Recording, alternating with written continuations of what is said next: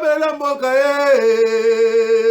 Ole tosuwa babimisa na poasa ba député to votaki bazo salarien tokende na funa bazo salarien Kongo tolega na mwamba bazo salarien tokende lukunga bazo salarien tokende na moko pila bibembe bazo salarien atozonga na changu bazo salarien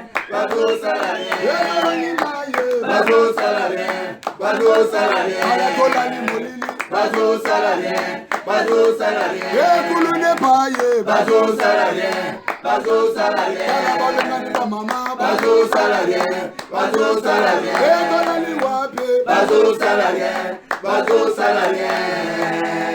Merci mbote na bino nyonso mbote na bakinois surtout ba zairoise nyonso mutu nyonso botama na moment ya mobutu na pesi mbote on se retrouver hein bana 2001 2002 wana bino wa congolais très bien to soit Paul de retour to zongi na pesi nzambe merci na pesi batu nyonso na kotanga ba fonction na bino te to ba titre na bino te batu tout o bo soutenir ki to na moment ya dossier boyebi nzamba sali ki dossier na lekeli kolozo lokumu mais toujours je tiens quand même à informer les autorités.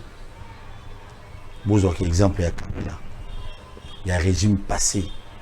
Boyebi comment Batumoussou Bazagi ba petit Dieu dans ce pays entre autres Kalev Mtom que j'ai salé à passant Azar Obata manape son bote. Azara petit Dieu na mboko. Ce Kalev va jouer à cortège net ya chef de l'État. Lelo yo a comme inaperçu. Et bino batu ya lelo bolingi vérité te. Ceux qui m'ont pas dit sango moko Ouazani na pancha bo pesa nga mbongo te ya kokumisa bino te alobi vérité comme problème. Et je tiens à vous rappeler aussi que Makala ceux qui ba belge ba tonga prison à Makala ils apona bato pona banyama te. Lelo lobby okotsa mutu Makala parce que zana signature, parce que zana liloba, parce que zana ba crédit à robenga ko construire YZ pour batina mutu Makala. Yeba après 2023 ou après 2028 yo pe ezana bato musu ba ozalaka na pouvoir ya coup de téléphone ba tindiki yo pe na Makala mais Makala ya yoro kendaka oya Ferdinand Kambere kutoza bien pas obimane kalati si Moïse Katumbi mbote Moïse Katumbi a quitté Kisangani il a montré de quoi il est capable baye congolais bazana Kisangani baye ebele sambongo sans quoi que ça c'est Moïse Katumbi. Message à Moïse Katumbi na Kisangani ekoi na mato ya ba congolais bien que bandeko na biso ko ko ne ba bénéficier qui fara mais pour na ba congolais musu bana ba province musu bazoe quand même matière bazoe ki biloko na bango de loi na pareil judiciaire na mboka na biso na musala bozali kotala félicitations quand même état de droit koti na moment ya Félix Tshisekedi na moment ya Kabila état de droit za la kiti lelo Nayami Ndekonabiso, c'est un citoyen zaïrois, pour y avoir dans le moment de Zaïre, Patrick Iwai, nous avons été biloko moi belé. Et nous avons ça la paix avant on a ça, on a présenté bino ba invité na biso. Ce qui est le mutu à quoi il problème la justice. Moi ça me fait mal aujourd'hui.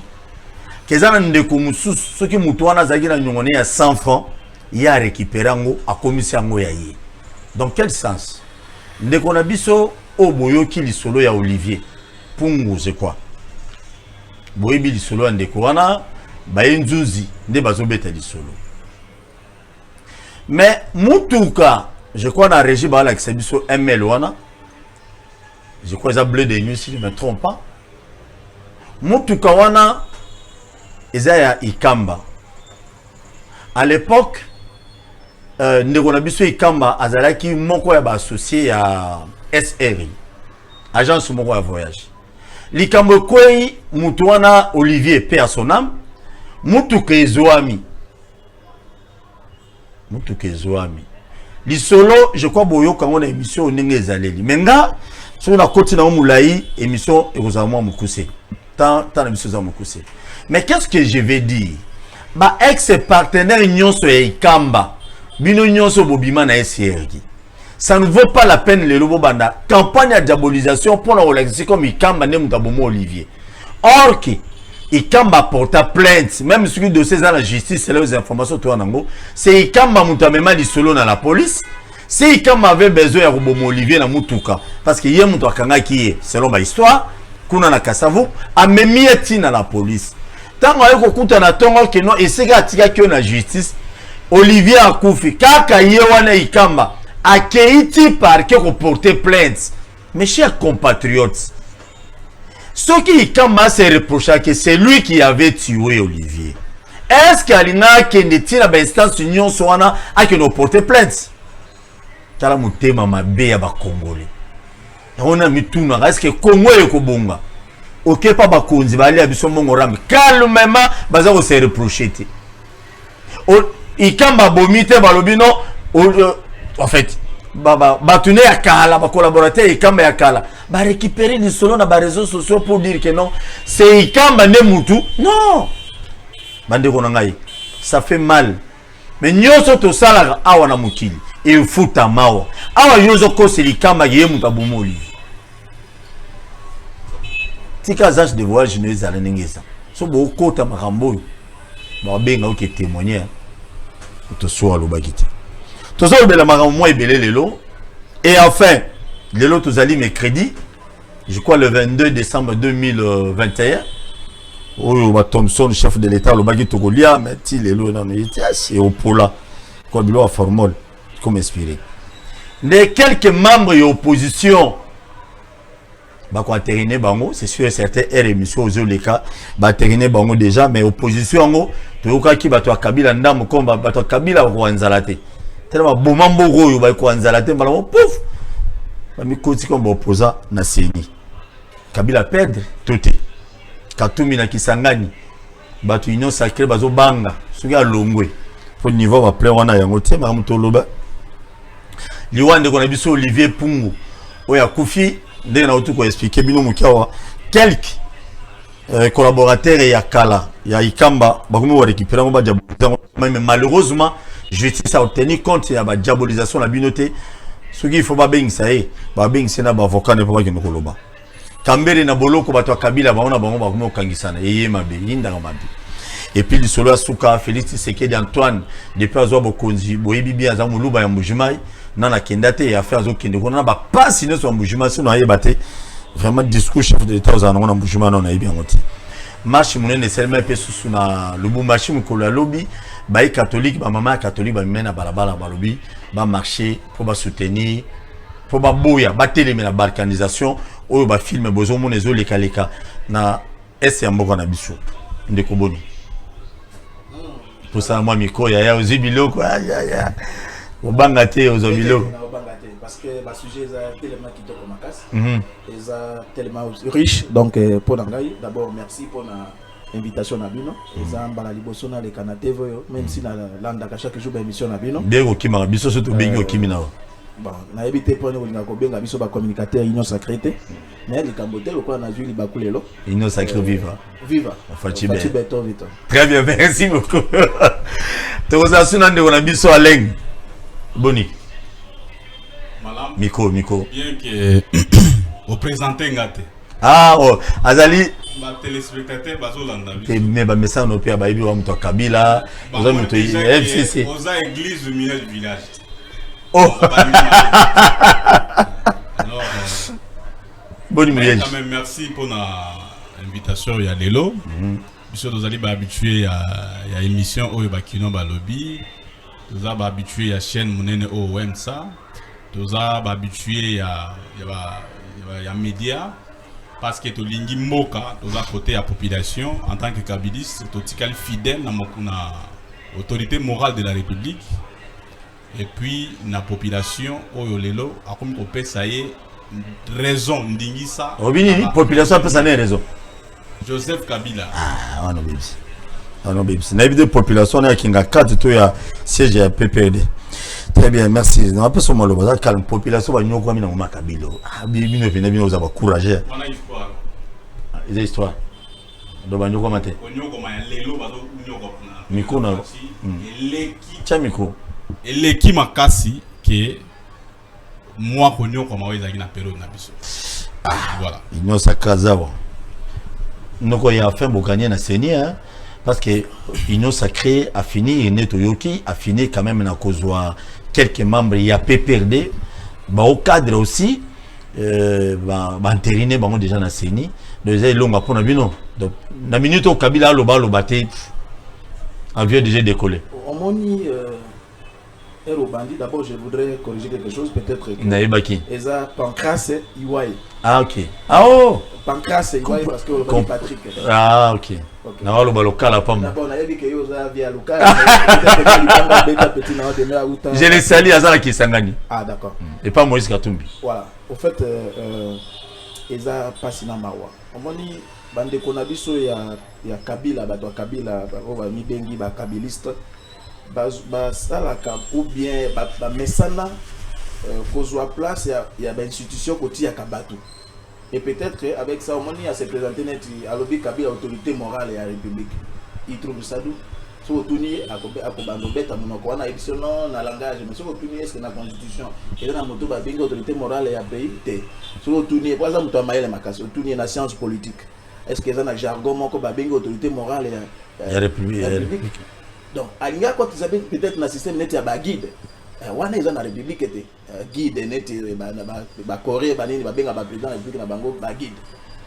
Au fait, likambo ya CENI eloko ya liboso au bakino il faut bayeba. Et ça que est-ce que la loi a été violée? Ça c'est la bonne question. Oh, il faut focaliser l'argument na biso. Ce qui loi est violée. À ce moment-là, nous disons qui l'a violé. À quel moment, à quel niveau de comprendre. Loi na biso oyo bango bato ya FCC oyo de konangai abenga ka FCC. Papa Molière. Tete Alongwe déjà. Non, il y a mais qu'on nous en a Alongwe déjà na Union Sacrée. Papa Lemba Azali. Aux informations Azali. Bon, de toute façon, FCC est une plateforme électorale. Wana bato baebi ya mobongo. Oyo est un groupe parlementaire et belé dans l'Assemblée nationale. Baza na PPRD, baza je crois na ADRP, ce qui n'a mis. Les belé. Voilà. O wanande babengi opposition parlementaire parce que loi sur la statut ba parti opposition balobi o yaza ami bengi opposa eza moto ya boyi kokota na majorité parlementaire a boyi kokota na gouvernement nde musala na eza ko loba soit ko critiquer action ya gouvernement yango mona tango bosu bato baleke mais bino na tango bozalaka na opposition obandolo bana Kabila mais c'est ça le rôle justement ya parti politique mi bengi opposition c'est de critiquer les actions du gouvernement en place. Ça c'est le rôle reconnu par la loi, je crois c'est à son article 12e. OEPS ne dit pas ba opposant ba boya programme même si on demande que cette critique là soit constructive parce que nous sommes dans une république. Ce que l'élo ezaki poste d'abord l'hypocrisie c'est quoi? Ezaki bandeko oyo ya FCC bazalaki dès le début ya ba travaux de Copol ingi kolbanini tango loi eye na Assemblée nationale loi wana ezalaki proposition ya député tango wana ya opposition ndeko Lutundula Christophe Ozali ministre siko ya premier ministre des affaires étrangères ye mutu ayaki na proposition wana balobi pas oko rappeler musalati wana eza débat mususu c'est ça l'autre yo continuera sika wa tango aye na yango. Écoutez que Aza ministre, même s'il était devenu ministre, parce que c'était avant l'investiture, il y a encore Moutoya qui peut défendre loi naye. Ndenge Nibeko ya Assemblée nationale et Zosenga. Aye, bato ya FCC, ba sali débat, ba pesi ba amendement, ba voter pe loi, oh wana loi il y a CENI ou babengi loi organique de la CENI parce que loi électorale est diminuée. Mais loi organique ya CENI. Bato FCC ba koti na ba travaux ba voter répartition à bateau les lois ils ont prévu. Ils étaient dans tous les travaux. Maintenant comme par l'hypocrisie bato la Mouka il n'était pas là. Avec les 8 députés ou les 6 députés ils ont fidèles à M. Fayoulou. Bango baboya ki kokota. Mais néanmoins, les gens du FCC ont voté à l'unanimité. Chose curieuse pour nous déposer Bakombo. Non, non, tu peux déposer Bakombo parce que le problème c'était que Kadima serait proche du pouvoir en place. De la République. Tout ça.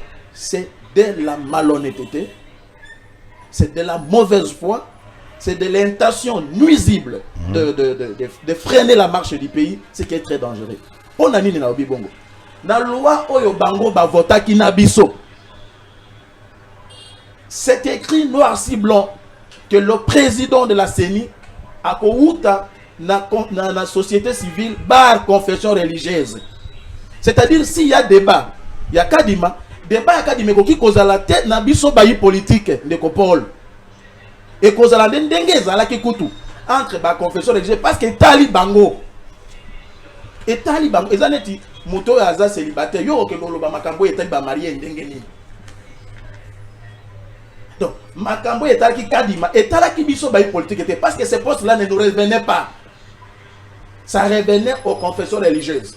Et il y a une confession religieuse, pour ne pas revenir à l'histoire, qui s'est tapé la poitrine, notamment la confession religieuse de Kimbangiste, que Yangonde et Tindaki Kombo ya Kadima. Et ça, c'est la loi. Bien que vous lui que c'est le peu niveau. Nous restons dans la loi. C'est pas un problème. Toi, évoluera. Vous gagnez Paris, n'a pas CENI. Non. Exact, vous gagnez parité. Exact, loi de lobby bongo. Maintenant, Batomusu sur FCC, lobby que biso tolindi yangote. Mais la République ne va pas s'arrêter. La République ne se limite pas par rapport aux individus. Ezangaïté, Ezandekonangaya, Watezayote. Babinga groupe parlementaire. Et ces gens-là ont usé de leurs droits constitutionnels. Va déposer va combo na bango. Ce qui est là entériné et cause batouana va cause l'entériné. C'est de la loi. Et puis ce n'est pas une victoire d'un cas parce que va représenter cette fois-là la composition et le bureau à CENI et cause la complète. Deux ans normal. Mais c'est la loi. Très bien, merci beaucoup. Ndekolanga Alain Boleli. Bon, na yoki mutuna na yo. Zela na muke parce que il faut tozonga muke na sima. Les alaki bagé à bato Kabila côté à ko débaucher.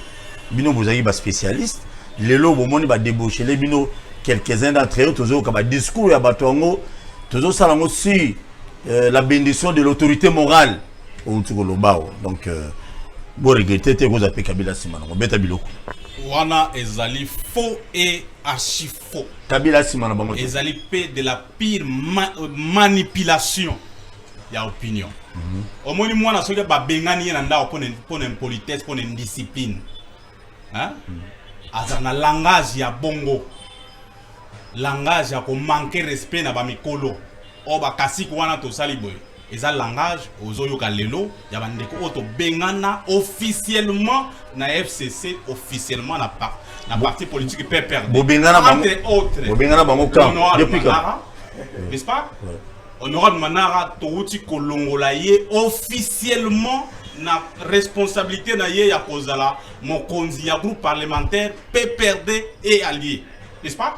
Et puis il y a mokonzi ya FCC parce que na yoki awa ndeko na nga uti koloba otuni mutu na malamu est-ce que bo gagner oui ou soit bo zane sengo bazane sengo te ne place ma population à cause de la choquer. Bazane sengote parce que mes enfants Antoine Félix Tshisekedi a bloqué par rapport à l'organisation des élections. La première des choses est que Azan a volonté à glisser parce qu'Azan a bilanté à défendre en 2023 pour organiser l'élection province Nini Oyo. Félix Tshisekedi a téléma a représenté que dans bonnes conditions il y a vie la population qui voter. Azo que nos bons déjà banda ba bima président de la République 3 ans passés province na d'origine a kendaka kunate parce qu'Azan est le moté à sala pour la population. Mais normal azo que na province les populations c'est embouchement et quand nga bato le katanga bato que katanga moi je viens du katanga bato que katanga parce que kuna misère bato souffrir makasi.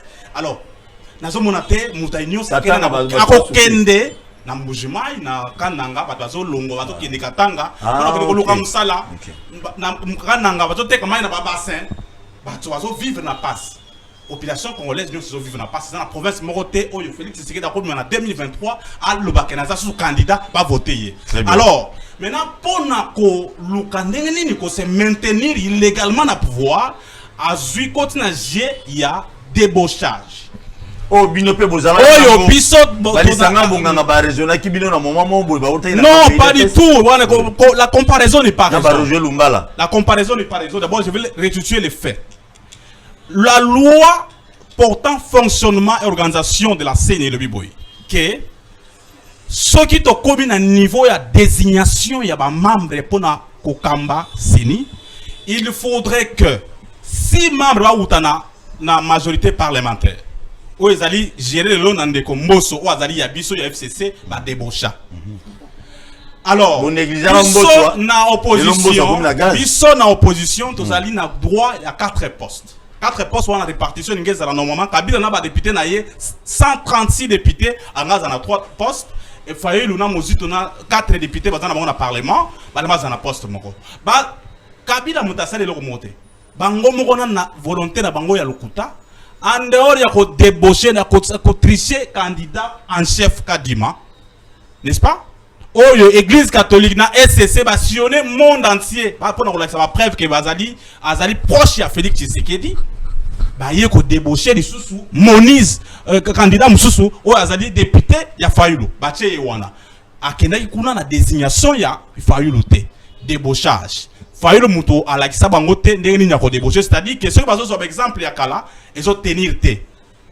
Donc corruption ezali biso ne to la bango te bango ezana kata ba jeune na bango yango bazo kende. Est-ce qu'on le tozo lobira makambu ya entérinement ya candidat à opposition. Mais pas entériner nini. Ce qui est vrai est que Kabila na ba député na yenyonso ba ko kende na plénière wana te. J'apprends d'ailleurs à wana kata émission na bio qui ba renvoyer plénière wana na vendredi. Ba report parce que moso ba linga ko linga ba kansa ikeno ba ko sa Kabila ko tana jeune bango wana. Parce que ceci, il y a que vraie opposition en Congo, et ça, Joseph Kabila, parce que c'est la première fois que dans ce pays, Mokezana, ancien président de la République en vie. N'est-ce pas? Alors, tout ça, la frustration, quand on a une élection, et il y a générer des troubles. Ça, on ne veut pas. L'opposition, Félix Tshisekedi l'a dit, que l'opposition va désigner un candidat. Quand on parle de l'opposition, on voit Kabila, on voit Fayulu. Dès lors que les personnalités citées, les 2 personnalités citées ici, basant la signature par les structures de Bangote, il y a désigné un candidat, tripotage, union sur Mbosso, na union sacrée, et qu'on en a fait parce que les mêmes problèmes vont rester. Les mêmes problèmes vont rester. Là, que Tilelo, Bisson à FCC, nous avons officiellement répondu à M. Mbosso, que Tinda ba candidat na bisoté parce que ndenge makamezo kendele. Tozo mona ke volontaire organiser l'élection exacte Félix Tshisekedi alinga ça la tripotage ya ko tcha bato moko wana pour proclamer président sans être élu. Voilà. Merci beaucoup Ngolo Bandisoni. Omoni ndeko Paul ini bato union sacrée bino bato rambo ndeko Paul beta biloko sika na beta biloko ndeko na ngai awa omoni na yebisa ke onabika omoni bato ya mayele net ndeko na ngai boy so ba yebisa ke ndolo makambo lokuta akokakate zela tango ko yana sujet ya biawa omona ndia ko bimisa omayela omande atoki okenyi ya beta biloko azoyoka alobi awa na na loi électorale na bando zela ya pesa nga article ata moko menga na pesa quand même loi article ya portant statut opposition na pesier nini ya loi électorale na ko pesa peut-être azana ngota tanga na okenyi na loi électorale lobi sika moko te ke Kabila ou bien Fayulu nda ko tinda Congo nulle part. Comme battu opposé. Signé par des structures. Nico papa. Article 12 de la loi portant fonctionnement et organisation de la CENI. Quelle structure? Les structures officielles. Les structures des partis politiques. Merci. T'es tout rapidement papa. C'est là tous la loi électorale. Beta biloko. Na la loi électorale là. Zwa miko papa. Zwa miko na yo beta biloko. Na kotanga loi électorale na yo. Beta biloko. Beta biloko. Article 13. Article combien? On le dit article 13. 12. Attends, parce qu'on dirait qu'il y a un loi en Yo tanga makamuna. On ne trompe l'article, mais c'est la même chose. Ça ne change rien. Ce sont les structures officielles qui désignent les candidats. Ndenge moko na ba confession religieuse pour moko pas kende, il a fallu que l'église catholique SCC a présidium na SCC pas désigné. Dès lors qu'on n'a pas désigné, nous sommes wana les tripotage. Déjà. Voilà. Catholique balongwe parce que tricherie. Les membres de la CENI sont choisis parmi les personnalités indépendantes reconnues pour les compétences, intégrité morale, probité, honnêteté intellectuelle. On a d'abord qualité. Nous avons un article, il y a appelé ça article 12. Balobi sous 80 jours avant, 90 jours au plus, avant l'expiration du mandat des membres de CENI. Tu évolues, Yaya. Moula Likolo. Confusion d'article. 25, 25. Bon, attendez. Tu évolues. L'article là, tu vas l'entendre. Article. Tu évolues. Mais alingaki asala bulu yeke. Tu es bio mutamaele tu. Azam mutamaele. Mais asali bulu yeke. Merci beaucoup. Atanga loi ya malamu. Merci. Pardon. Non mais les candidats va désigner jusqu'à preuve du contraire na ma structure officielle. Ça n'est pas bon. Est-ce qu'on peut ça protéger ngai de quoi? Tikana nous Alain. Melama pio. Yo so beba beto biloko ça va. Pio pesinga tena melaka. Oh melama pio no suka. Tawa kabila ko no milate. Beta biloko pancas tout que. Tikana beta ye biloko. Na lobby na yo boye ba pesa qui ne ba bengi ba parti de opposition parce que ce AG Matembo par exemple tika si ça Moïse dit tout non zela si ça tout que si ça OK mais c'est là tout que nanu zela Alain tika beta biloko tout que AG Matembo Toto appartient à un groupe parlementaire, il y a opposition dans le parlement. C'est faux. Donc, qu'est-ce que c'est pour changer de sujet. Mais c'est Didi Manara. Appartient à un groupe parlementaire de radié du PPRD. Attendez, messieurs. Oui. Attendez. Chassé, radié officiellement. Merci. Mais apparemment, lettre et radiation. La lettre n'est jamais tout notifié. Notifié, même le président Mossa a saisi. Ils ont. Oui. Merci. Mais je suis communicateur du PP. Tokei papa. Ce qui concerne le PPRD. Tokei.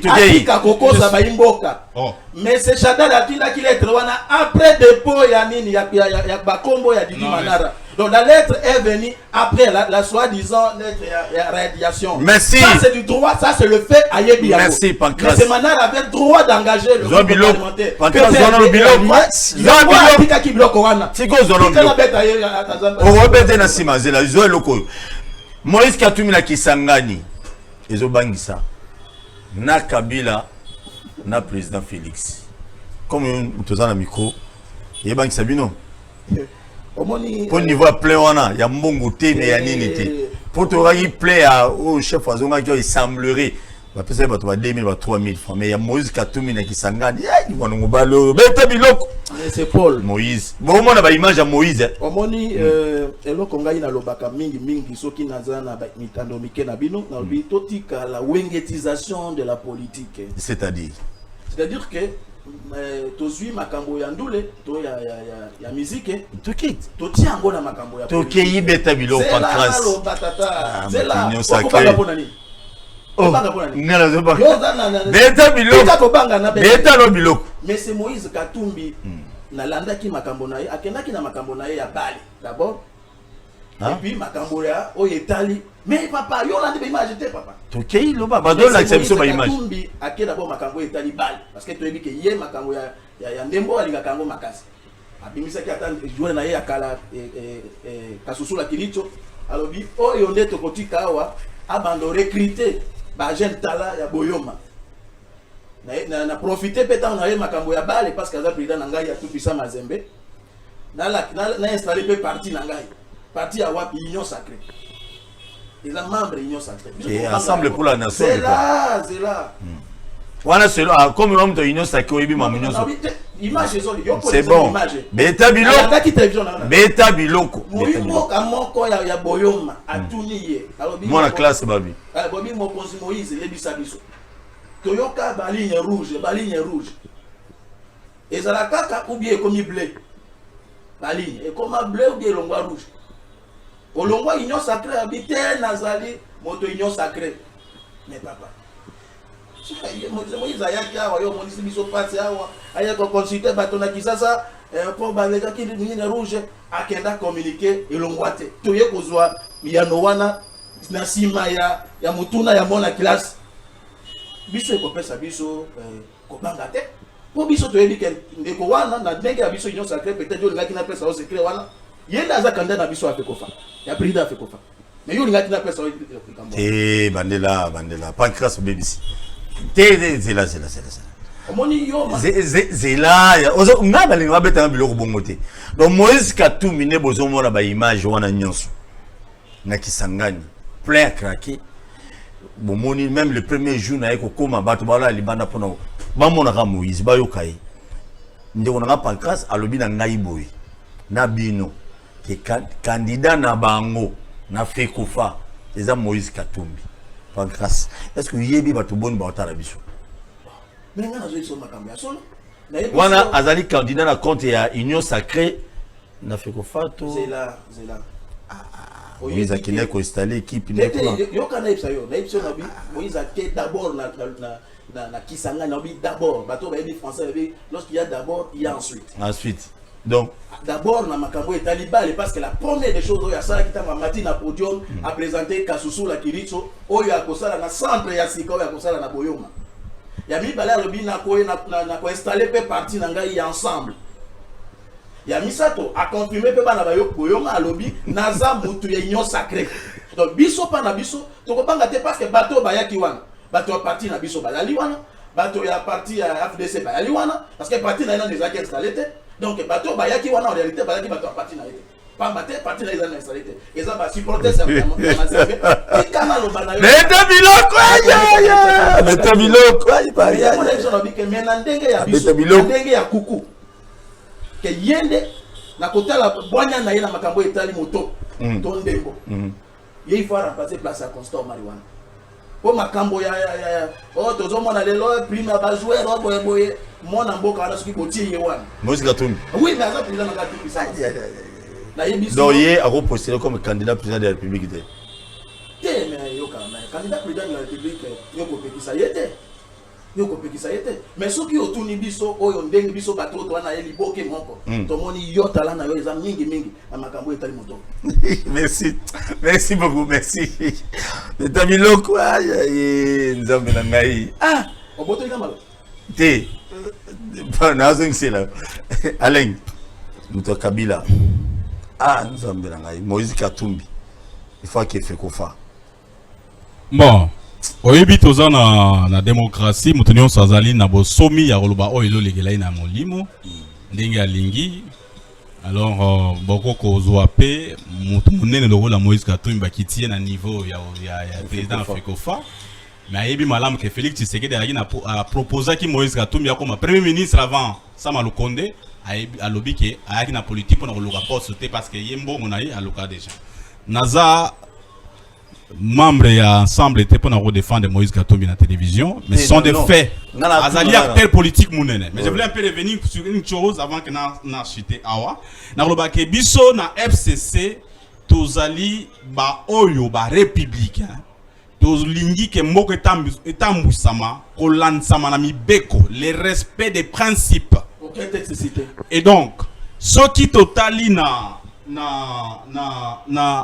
composition ya membre asenya lelo et yebani ke ba o liboso ba kendaki ba na violation ya mibeko parce que en son temps élection moko pe salé maka boye les 6 confessions religieuses ba pona rosa malonda n'est-ce pas ba scientifique mignon ba yebi ke non jurisprudence c'est l'une des sources du droit et donc malonda ponami na simomanango église catholique na SCK moko ba boy ko tia lokolo to na bango Félix Tshisekedi mokonzi mboka alobi ke non ya ko prendre acte ne loko wana te o mabunda na assemblée nationale basali parce que consensus exact consensus na lettre ya Félix Tshisekedi et pas ya nani et pas ya mabunda atanga yango officiellement atanga yango te alors maintenant to komi siko na makambe komi na Kadima balobi Kadima zali na ba acquaintance politique na Félix Tshisekedi ba mona ba conseiller na ye quelque part tout ça bazo luka ko corrompre bango ba kenda ikuna na kanyaka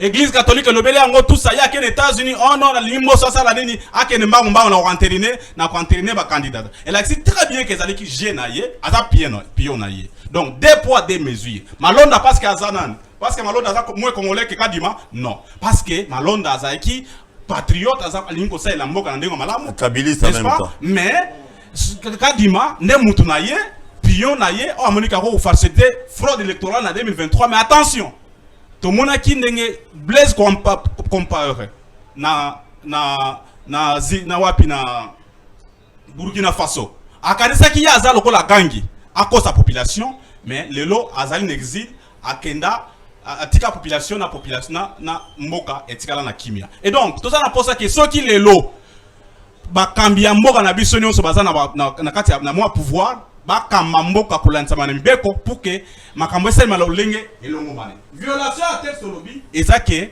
ba au lieu que ba consulter ba structure ezali habilité ya ko tinda ba candidat FCC le gola et boy essaye consensus camarade nanga pancrate a tsokolo pancrate a tsokolo ba awa que non ba FCC bazaki parmi ba oyo basala ki loi wana. Effectivement nous sommes des légalistes, nous ne sommes pas dans l'opposition mais nous sommes dans la résistance comme l'a dit Joseph Kabila parce que la majorité parlementaire et aux awana est majorité constitutionnelle. C'est pour répondre après c'est une violation. Tout n'a pas militaire, mais la résistance c'est l'action politique. Ce n'est pas constitutionnel mes chers amis. Non, c'est constitutionnel. C'est une révolte devant un pouvoir illégitime. C'est une révolte devant un pouvoir illégitime. Le Parlement congolais aujourd'hui, de 2018 en 2023, c'est le Parlement kabiliste. Tout le monde le sait. Et si le Parlement aujourd'hui a basculé sans élection, parce que il y a une corruption, régime en place, ça qui 27 millions de dollars pour contourner majorité parlementaire. Ça c'est du vol, ça c'est de la corruption. Merci. Alors par rapport à un pouvoir illégitime, c'est la résistance et non l'opposition. Et puis ça en tant que résistant républicain. Tolobi boy, que le la composition il y a bureau en place et ça de manière cavalière. Que FCC a boy d'élection et qu'au salema n'andenge moko ya cafouillage. Mais ce qui est vrai est que M. Félix Tshisekedi masolo na ye kusela en 2023. Merci beaucoup. Il faut monsieur le président de la République démocratique du Congo, Félix Tshisekedi Antoine, c'est mieux. Merci beaucoup. Papa Etienne Tshisekedi a payé mais la minute il est en fonction. Papa la minute il est en fonction. Pas complexé, il pas complexé. C'est bon, il faut passer le Alain Nazuma Loba, pardon, merci. Merci beaucoup chef de l'État, les garants de la nation. C'est vendredi à Rosana Mbujima, est-ce que vous avez mis tout là? OK Mbujima. Ah. Discours na Rosana Mbujima. Oui, avant minute muke. Baimboka, bato ya Kabila musana bango lokuta. Oh.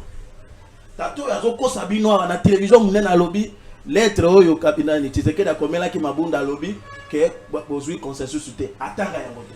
Oh. Toké. Yo tangela biso yango. Bakenda kotala banyama. Bakosi na mboya ya nzamba batala kamikanda te. Ya tala lettre oyo Kabila mais Tshisekedi. Beta biloko pas catholique. Madame la présidente de l'Assemblée nationale.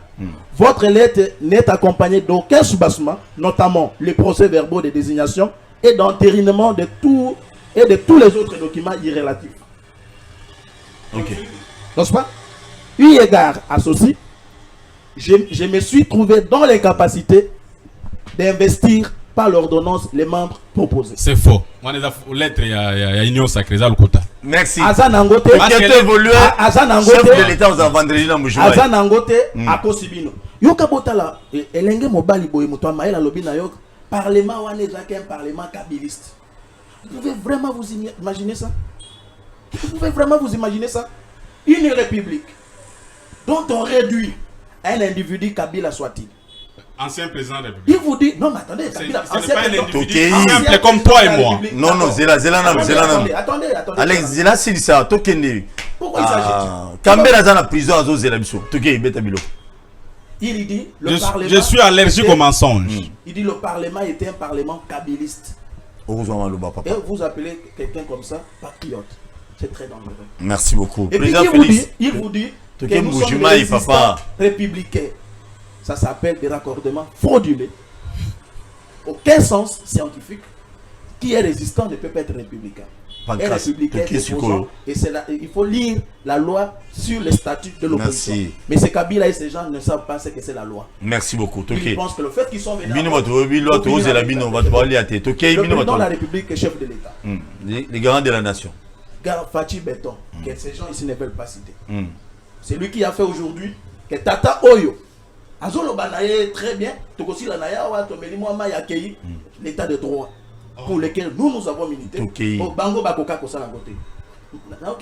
Comme souvent. Vous savez, quand vous n'avez pas des éléments. Des éléments. Il faut se taire, parfois parler de Kingakati et de ce beau visage qui est là, qui est une république à part, parce qu'ils ont fait Kubomazo Awa. Nabi et papa. Oh, Président Félix Tika Kabila avant la Kingakati.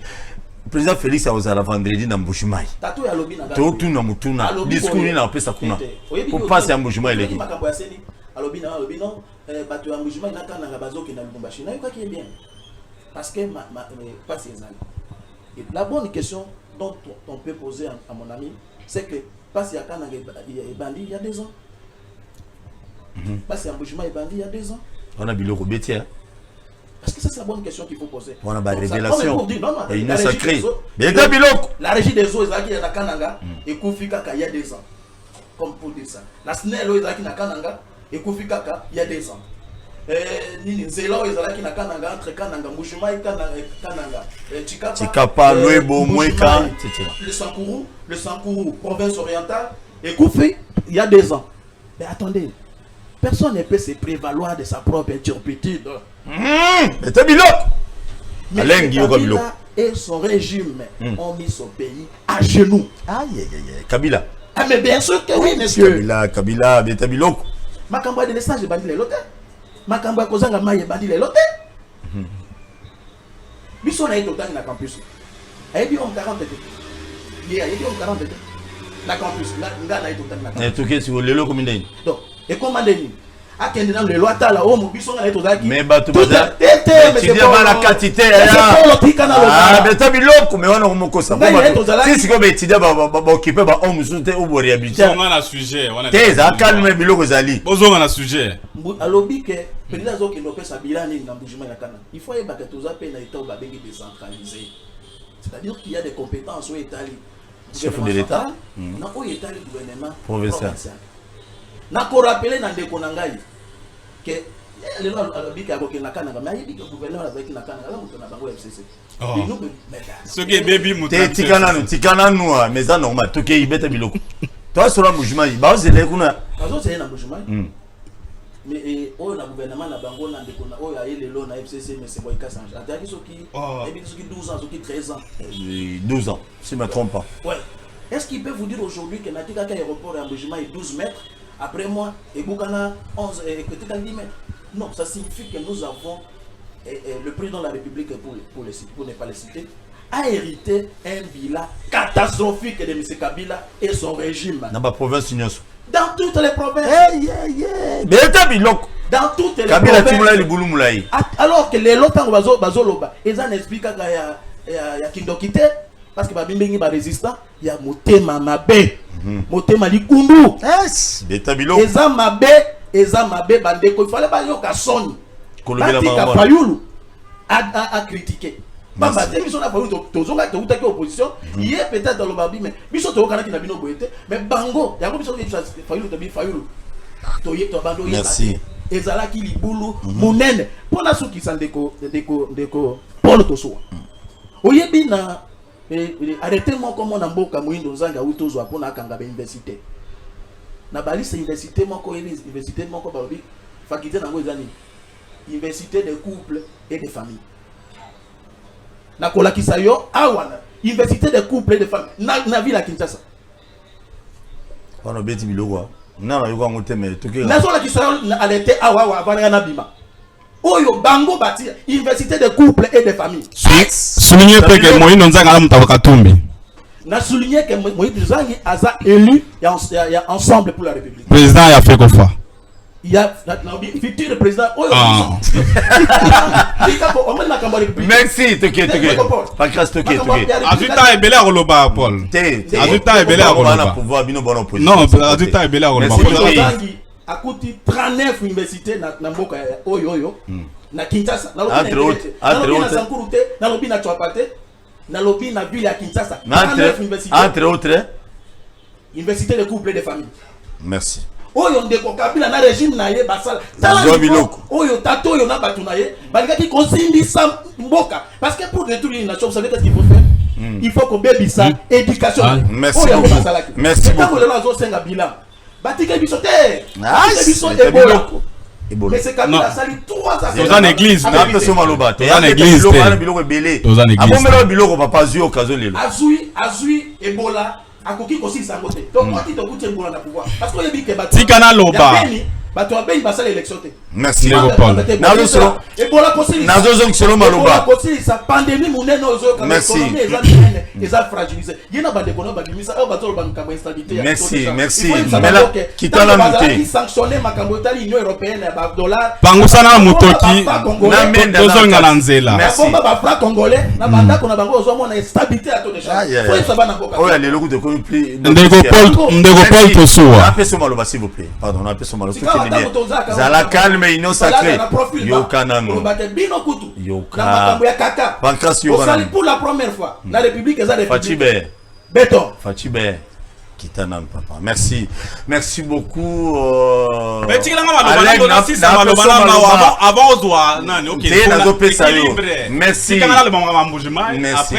Merci beaucoup. Je te comprends. Non. Merci.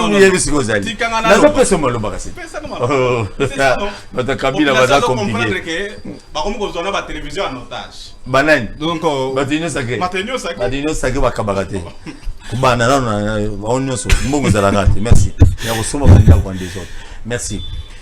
Nanina Mabete. Celui de Tali Ngoïka Sanji. 12 ans comme gouverneur de Kasaï Central. Lelo, na cause d'accord nan de konga pancras sur le lobby non. Au moins bino pendant 12 ans vous allez le côté. Cela veut dire peut-être Ngoïka Sanji abano gérer bien té parce que bobano senga mingi. Au lieu c'est la province mais abano servi bino. Bon, en fait, bah, continue Bino, il y a FCC à l'époque. Alors, beaucoup critiquer Pena Bango Mingi, chef de l'État, vous avez un discours européen, ça qu'on a, et vous avez un problème. Merci. Avant de commencer, il y a le Biwana, il faut il y a question. Question, rapidement. Pour analyser des sens, il y a Mokonzi Mboka, na Mbujimai. C'est ça, non? Bon. Pour la descente de Félix Tshisekedi na Mbujimai, président de la République. Président de la République. Garant de la nation. Biso na FCC to reconnaître Félix Tshisekedi qui a gagné qui l'élection en 2020. Félicitations. Et puis biso tozo majorité oyo bango ba yiba. Mais ndeko Félix Tshisekedi qui majorité parlementaire ezali ya biso qui a gagné qui l'élection en 2018. Merci Toké. On a discours à fo oyo bango déjà que aza mokonza mboka. Etikali libela. Alors lelo aloba ki boye na campagne qui soki a zui ma élection province a liboso ko visiter ezaba ndundu awa. Province a liboso ko visiter ezaba ndundu. Mais tindenge tozo ko ça 3 ans bandundu eza awa à quelques kilomètres ya Kinshasa a komana noté. Te atinda ki kabuya kinesi bandundu dernièrement. Akokisi 117 voyages na mikili ya poto. Pour la bolamu ya Congo. Non. Pour la luka balmasa na yeye o azaki na maona poto. Faut ba ya ko sala ni ko continuer ko piller mboka o. L'état biloko. Mais c'est ça que nous voyons parce que jusque là aucune action n'a été menée dans la province na biso. Ngala zali un nationaliste avéré. N'a jamais hostile na bandeko na nga bazo longwa na kasai bazo kende na katanga. Très bien. Congolais nyonso ça libre de vivre dans territoire à lingi. Chef de l'État. Mais ngala lina like ça va fait awa. Que na be électorat ya Félix. Ndenga za mokonza mboka ceux qui va voter mingi eza na espace kasai. Le président de la République n'a pas de province mon frère. Écoutez. Pas la République. Alors, est président de la République. De la même manière il doit agir à l'Équateur, de la même manière il doit agir. Je parle ici. Lokola candidat président de la République avant comme président va voter qui est la population. Zoko li wa na lelo kaza akoya ki ba voter qui yote mais attention population na Mbujimai papa. Na Mbujimai lelo. Lelo to sali 3 ans ya mandat ya ndeko Félix Tshisekedi. Asale loko moko te na Mbujimai akende ko sala nini? Discours nini na kozala nango na Mbujimai. Sibeta biloko. Tango zo koma na Mbujimai kokuta na kati na aéroport wana ba mama bazoteka mai na ba bassin. Yes. Bazoteka mai na bassin. Mais mai na ba bassin bete. Bazoteka mai na non. Kananga Mbujimai za iloko moko. Na aéroport Mbujimai bateka chomo cha Kabiola makenena. Papa, ngana lobi boye, to mona ba réseaux sociaux, ba mama bazokende koteka. Papa. Na ba province nyonso ya 26 provinces ya lelo na tambola. Toké, to évoluer Mbujimai. Na yebi Mbujimai malamu. Tant na zolo ba awa na bike, tant on compte botozo tanga ndeko ka sanji. Peut-être Pancras parce qu'azali membre IDPS mais lelo soko tangi mabe, olobi mabe ya ngoyika sanji na IDPS ba ko beto mabanga. parce que ayebi que yende azo sauver moi image na on Mbujimai parce que depuis ba koma ki nande ko maweja rien n'a été vu jusqu'à ce que bango va déstabiliser province moko bazaki nango na IDPS après l'élection c'est le province bango bazaki za Kasai Oriental alors Kasai Oriental avec les candidats maweja soit candidat maweja au comparé na Moïka Sanja il y a pas débat le lope Moïka Sanja comment déjà na union sacrée quand il y a la télévision qu'on mettre ba vie il y a ko critiquer je pense pas que merci ils ont là c'est que vous êtes cohérent merci je comprends pourquoi toquete volé mais dans les faits Kambela lelo yango moni que lelo ce qui ndeko Félix c'est que dans na Mbujimai ndeko Kasanja ko kende kuna ba ko yambele na moi action muke ko Kasanja sala na Mbujimai merci beaucoup mais na actif ya ndeko Félix il n'a posé aucune action pour population à moi merci la pesa yeka c'est action parce que no biki ya malamu non minute ezokende merci ezaka na Mbujimai te ezaka na Mbujimai te to le belanga Mbujimai malheureusement merci merci beaucoup je crois que ceux qui ont VD qui ont lancé misala ya Chile Gelou na Mbujimai je suis sûr ils avaient toujours na bénédiction chef de l'état et d'ailleurs s'il vous plaît na monaki les Gelou na détourna mbongo na monaki susu ba caniveau ba chinois bazo sala kuna mais le mal ya nyonso wana ezali nini misala belezo sema na Congo suivez zalaka te même na moment ya Kabila tina moment ya lelo OVD ba pesa mbongo mais ba ça les suivi tout suka wapi misala na Mbujimai c'est qui est vrai et ceux qui n'a pas de tortille merci beaucoup na régie na bande de timbala que c'est biso vidéo wana non kocha vidéo ya tortille te hein bazobet Olivier te ce n'est pas important parce que azali na sous kilote il a pena malamu mingi te ikamba nalingi ndoko nanga pancras betele biso no biloko parce que dossier sur na côté yango c'est tout justement parce que il y a des hommes et femmes à bas réseaux sociaux ba mola tikamba liwa ya nani ya Olivier c'est ce qui n'est pas bien ikamba tika mwana mobali wana na boloko na maboko à la police mais lelo tozo sala ba polémique na ba réseaux sociaux pour dire mais je ne sais pas bandeko bolé nini Congo yobonga lelo to lobi na mitema mabe ya bato beta biloko beta biso histoire na moi bien rapidement même dans 2-3 minutes beta biloko oyebi ndeko Paul ndazana ndeko nanga moko jo ilonga alobaka Congolais akoma niveau moko ya soki balobi to combattre malaria ya soutenir ngungi donc Congolais akoma pesa na niveau wana balobi to combattre pesa malaria ko be ya soutenir na ngungi abite na botika bangungi il faut bango bazala ka tout ça Congolais akoma na niveau wana baba c'est malaria évidemment et lunga 3 plus comment t'as 10 plus et lorsque vous voyez même bateau bazomi bengi ba intellectuel utazo relayer nini parce que ndeko nanga utolo ba makambo ya réseaux sociaux amoni bato bazui 3 personnes 4 personnes azo na bassin à mayo bino voilà la vie en Mbujimai non c'est pas yakananga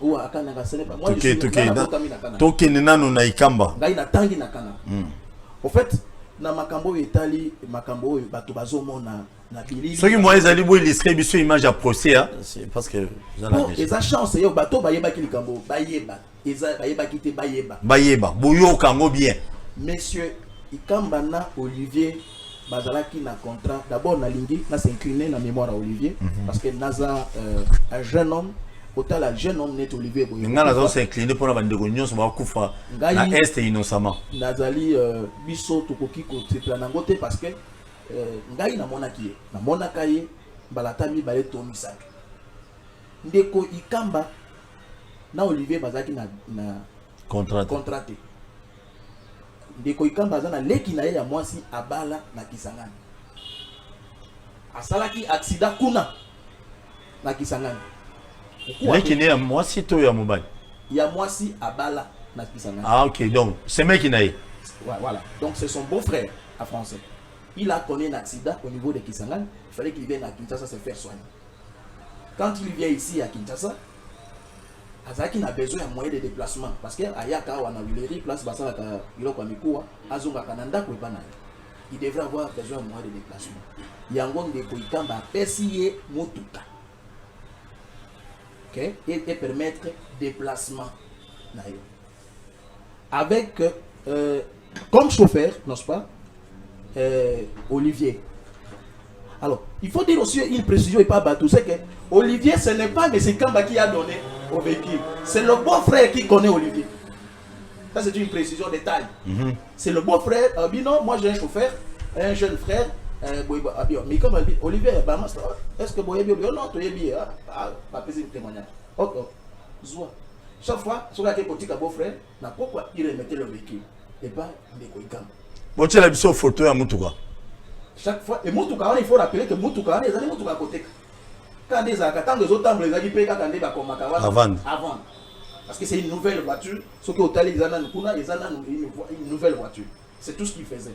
Et Rendeko a comme côté les mains. Parce que c'est ce que des semaines a comme côté les mains. A zappé motam ça là ça dans OCC a binga na zone. Vol ya kisanga les akanatongo. Olivier a été côté kaye katandenge ça là. Pourquoi Moutouka était. Il y a quand bataille dans une mais Olivier a une Moutouka té. Oh, a comme na Moutouka té. Oh. Maintenant on a un numéro Olivier. Là bien beau-frère. Beau-frère, mais Moutouka, Eza Wapi. Abi, mais papa, bon, les acquis dans 8 heures, ils ont dit que Olivier depuis Kala. Abi, personne n'a numéro. Ati na numéro, Abi, numéro sur le cas. Oui, il serait peu photo Olivier, hein, sur le moyen. Alors maintenant, Alobi, mais c'est l'accident dans celle-là. Ou bien, qu'est-ce qui se passe? Parce que c'est normal que vous avez voyagé dans 8 heures, attends que on a Ikamba. Oui, vers 18h, 19h. Vous faites mais ce n'est pas possible que tu 8 heures à combattre. Ça n'a pas bien à Mastanaï. Tout le monde y était. Jour suivant, on les a sérieux. À Tinipe Batou, dans l'aéroport, Bokende, dans le commissariat, peut-être que ça a été accident, tout ça, il n'y a personne, aucune information. D'abord, maintenant, il a sérieux. Le troisième jour, il a déposé plainte dans la police. Le casier judiciaire. Dans les services spéciaux, les renseignements spéciaux. Bon. Je veux que vous puissiez retrouver mon véhicule parce que voilà, vous avez la fin des alaki. Ok. Mais comme il met, abandonne la sous-souté. Il y a un beau frère qui a un numéro, ben dans le moteur, il y a quelques temps. C'est vrai, nous avons vu avec un véhicule comme ça, mais tu es mis que les a après, on va dire non. Comme on a un autre nommé à côté, à Kassavou ou à Sayo. Juste avant d'arriver à l'église Kimbangiste, il y a un endroit là, qui est même Moto Zawana. Dans le cimetière à Kala. Évidemment.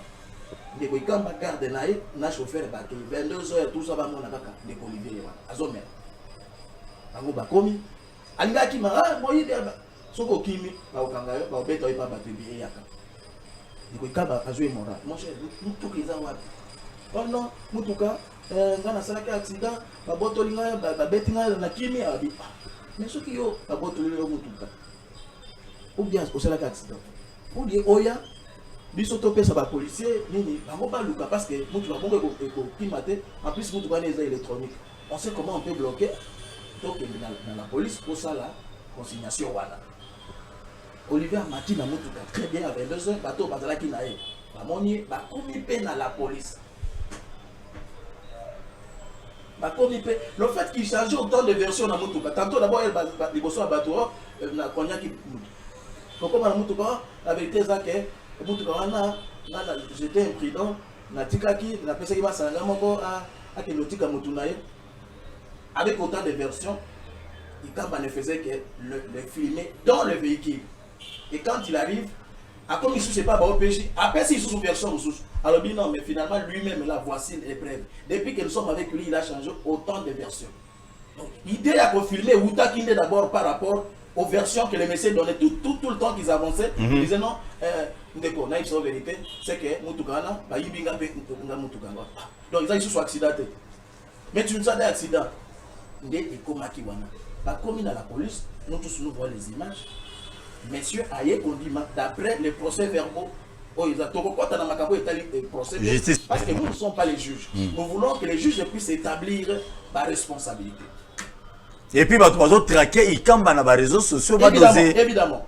Tant Ndeko Abimi Akei Azongi. Asali Balobi confirmé plainte. A confirmé plainte. Peut ça, version de fait. Après, si peut entendre sur le PV. Abimi Akei. Le matin, quand tu reviens, d'abord l'appel au Bino, le receleur est retrouvé. La Bengue Bongo. Babi receleur dit, ah, il y a solo à Nzamba Zolo. Babinginan. Babengi de Kuikamba. Aïe dans la police. Mais sinon, okozwa mutu kaka te soki ozwi eloko aboye bato biso la police tozongisaka te il faut nde na parke abi ok ezali ya pas problème awa mais le problème eza ke ndeko oyo azalaki awa akufi abi akufi nde nini ami dembike abi non ça c'est un autre problème teke tokende na parke bacommandant abi non ekanda ezalaka boye boye ikamba c'est amené devant le procureur contrairement à des bateaux sous bazolo. Donc il kamba ye monde qui n'est pas procureur. N'est pas procureur. Avant que tu commandant na OPJ mususu baya ye avec Kendeli kuna déjà avant. Et c'est d'ailleurs grâce à lui que notre justice a eu les images.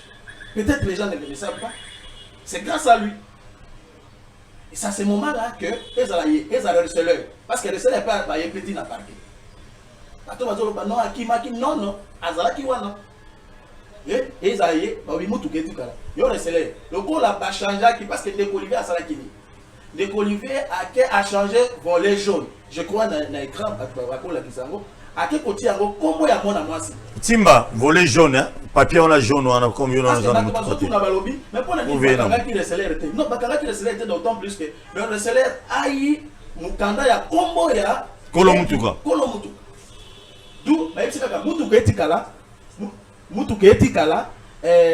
receleur azate parce que combo eza volé jaune eza combo na ba carte ya mukolo mutuka donc celui-là azalaki na doute ezalaki mune n'était pas ezalaki soki nezalaki na combo mususu il pouvait hésiter mais c'était le nom qui était dans la carte na passeport amona mwasi wana nde ezalaki na volé jaune yango na mutuka etikalaki mais receleur na mais c'est quand appelle kozwa des positions na bango baki mais les amis qui bazalaki ba partenaire na ye na ba affaire tout ce qui prennent c'est que bazui Olivier bati photo na ye bazui Ikamba bati photo na ye non les tueurs ya nini non mais attendez ça s'appelle mauvaise foi ça parce que jusqu'à ce jour Ikamba continue à être victime il n'est pas en possession à Mutuka na ye Mutuka eza na parquet évidemment Mutuka eza na parquet alors biso to koki jamais de se réjouir na liwa ya Mutute pas du tout mais nous disons que Zuzi ayeba na circonstance nini ndeko oyo ayaki parce que qui ezaki ya koboma ye si mopela na sukisa wana ye azaki na garde na ye bazaki vers 22 heures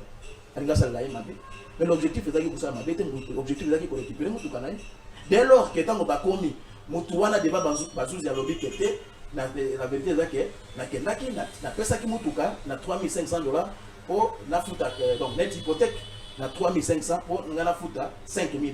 Ah bon, ce qui est bon, moi je vais donner même 3,000 comme ça, $2,000 au sous sur le donc la nuit déjà, et c'est le même, ça ce sont les confirmations, il n'y a pas procès verbaux. Au PG, Ayoki Ango, c'est comme ça il est parti. Donc le matin, il savait naturellement qu'avec les $3,000 Ayaki Nango, à couper sa net avance et que Olivier a la responsabilité à $2,000. Il avait quel intérêt? Il y a que Olivier, na bureau dans la police. Donc, biso tolingi tokota na procès. Alors que ça procès la kabongote. Ce n'est pas nous. Ici, la suite la dossier était. Donc c'est substitué ba juge, to ba localiser ba infraction. Non, ça, il ne revient pas. Tu montes ma beka que mutu oyo bozaki par exemple na problème na une affaire ou bien azaki un patron. Allez ba mo djembe la lango. Yo que no djembe là, tu fais la publication sur Facebook, ça s'appelle des mauvaises foi. Merci. Et même à la famille à Olivier. Oyoki ata mama abandole la o biso tozo compati na ye oyoki te cité kombo Ikamba parce que la maman connaît le dossier azole la mona na ye alobi l'état botel la ngali kamne mona ba bomaka net clandestin boité moyoki te na vidéo maman alobi que te Ikamba parce que maman yebi que Ikamba était victime et que l'enfant est mort na bureau et à la police donc biso l'état d'après ça biso Zuzi pas ça biso dans quelles circonstances ce jeune homme il y a une justice ces eaux ça là. Très bien. Ils ont les candidats donc bateau ça va récupération politique politicienne va risquer va répondre devant la justice parce que c'est là que bateau ça va bengi encore imputation dommageable. Très bien, merci beaucoup Ndeko. Tant que les solo on dit quand même si to komana ici quand to komeleli lelo tu vois que c'est un peu compliqué hein.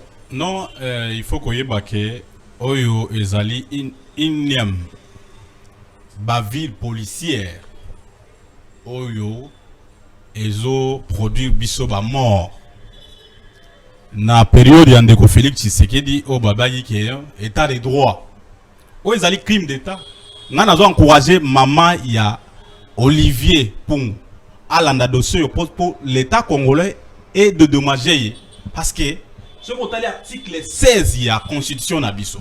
Et le biboy, la vie humaine, ou soit la personne humaine est sacrée et l'État est dans l'obligation de la protéger. On est à l'article 16 il y a constitution. Alors, ce qui est l'État a failli na mission na yé, il y a pour protéger vie humaine. Oyo ndeko Olivier pour tout monde ndenge scandale les autres salles manakati à la police bazo torturer mutu lokola ngulu. Oyebi kelelo na ba droit oyo ezali ba même la communauté internationale condamne à torture les alaka sous-té. Et puis na awa toko tamba fêter. Ceux qui ne koikamba akendaki ko boma mutu na balabala sans qu'on mette la justice, wana rosa la responsable. Il s'est fait justice yemoko. Mais awa mutu za na nyongo na ye a memi na justice na la police. Pour ceux qui police o ezali censé protéger biso bato na biloko na biso, bazo sala musala mango malamu te. Toko kende sous wapi. C'est-à-dire que nous sommes devant un non-état. Très bien. Donc oyo dans mutu koloba awa ezali moko ya ba liwa auto enregistré na période ndeko Félix Tshisekedi police ndeko Félix Tshisekedi et donc continuer ko boma au moins na manifestation c'est la maki na Goma moi na muke ya 6 mois policier a beti masasa zui lisasi na mukoma mama na ye awa manifestation ya bloc patriotique biso ndeko Musoga ya FCC ya parti ya Pi azui ange ya manduki ya policier lobi nango akako kufa to kundi la muka asali mars na ye ndeko ce qui Olivier peut comme on a écalala ba vie policière c'est-à-dire que all news ça va faire que l'état na biso ezali ko sala musala ndenge so elongo banité et sengeli te to ke na ba kokosela bato mususu makambu la responsabilité établie ici ezali que police asala ki musala na mwana mute enquête indépendante yango akufaki parce que yena mutu abo mo yaza en bonne santé atikeli na police azo pema azo loba bato zo na vidéo ndenge aza en bonne santé bino otikeli na sima torture na yeko beta muntu okanti logo lazali ceux qui nyama ceux qui nini akufi assumez-vous.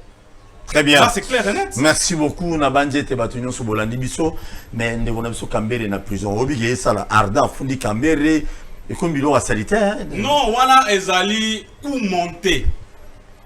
monter na régime en place parce que ba intervention na biso net biso zolo ba boy bazo c'est pas na moté. Biso net tozo na média tozo loba pour dénoncer ba but du pouvoir, pour dénoncer mon camion c'est ça la moté taxe ram pour imposer ba to koyiba ba to. Oyebi na tomba na sadaki na $1 quoi. Na soma moi unité pour na benga balie nyonso ramazui ndeko katumbi tango to yebisa ki bima na union sacrée azo sala moi ba hypocrisie akena nani na kisangani pa benga moi c'est na Lumbashi ramazui alors sikoyo ndeto zo dénoncer ka ngona kata ba télévision ndeko Kambere azaki victime ba utiliser un certain jeune ardent kabambi a bengi ye moko a bengi n'est pas secrétaire permanent adjoint il y a pas perdu à partir nanga a bengié que y a reçoit l'invitation il y a vernissage ya livre il y a prof nya birungu tanga komi na place ba bengela ki wana et komi ba monter makambo ya ko monter muto ba bengisaki ba beti ba panzi bilamba muto azoni na ndako lokola nyama sans chemise, même pas cinglé, mais mon tour a bien ça qui a vendu comme ça la vidéo na télévision, na réseaux sociaux, mais ce côté la vidéo on a mutu o ba beti aza en bonne santé, ils ont le moto le monter. Yé moko mutali bosa ki na parquet na tongo a fundi tango mutu azaki victime ya agression on a kena na ba 12 heures pendant que nous déposer plainte na ye d'un coup ba magistrat sans koyoka ye. Oh, ils ont les dossier monté, ils ont profité d'un pouvoir en place. Merci. D'un coup, bakangier, séminaire nanini. Mais Kabila a monté. Mais écoutez, nous sommes les intimidations parce que nous intimidons Kabila, mais Kabila c'est intimidable. Merci. Merci na batunyo so bolandi biso na pesine de konanga pancras.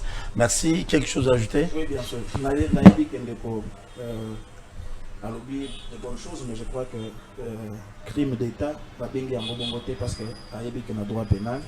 Responsabilité factuelle est d'abord individuelle. Crime d'État, l'État congolais gagne quoi en voyant Olivier Kokoufa.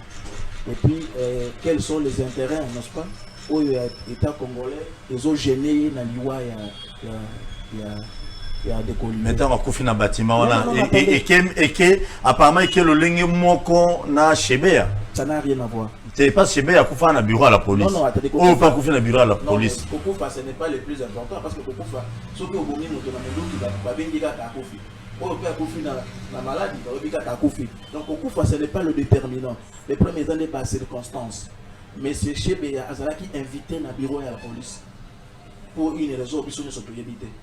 Kozonga zongate balobi ka babomi bazui ba keko tiko bwa ka na mitendi batie ba préservatif et tout ça c'est notre débat. Donc Kokufa bon Olivier maintenant ba ye muto ake à se plaindre aye kotika na la police et que bato wana ba torturer bango ba on a une responsabilité pénale ou infraction parce que l'infraction est individuelle.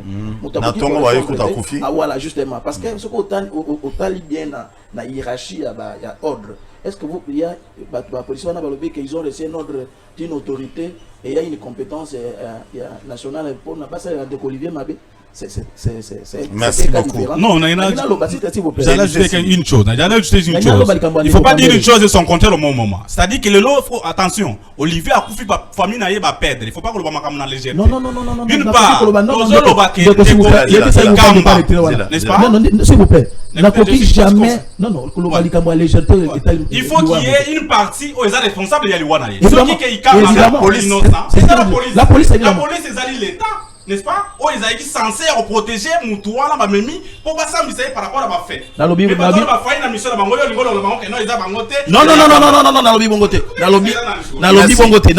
ils doivent porter la responsabilité parce qu'ils ont un rôle. Pas pendant des Kambere. Nalobi que Ndeko Nangai, tout est cacosa par accordement frauduleux. Le régime profite quoi quota là de quoi Ferdinand Kambere Ferdinand Kambere s'il vous plaît. Oui. Mais moto ya fundi à se réclamer moto peut perdre. Pas du tout. Finalement chez vous il suffit que Bobino Boradi akabato bo pesa ba communiquer tolobi boy s'il vous plaît. Oui monsieur Sylvie. Biso tozo bundela état de droit. Soki Ndeko Kambere aza victime, sa place n'est pas en prison, sa place est dans la cachotté. N'est-ce pas? Merci. Mais qu'on fait ça yango, qu'on l'a dit ça yango, na état de droit, on a les allocs. Merci.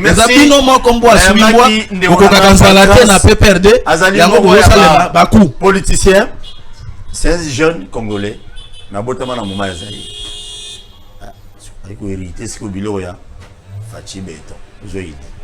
Fachi Beton na constitution exacte. Peso suna ndeko nanga Alain, boyebi ya mutu Kabila. O ndengolo baka parmi bato ba mboka. Non, oui, ils allaient autorité morale et en merci. Mais l'autre aussi, Congolais.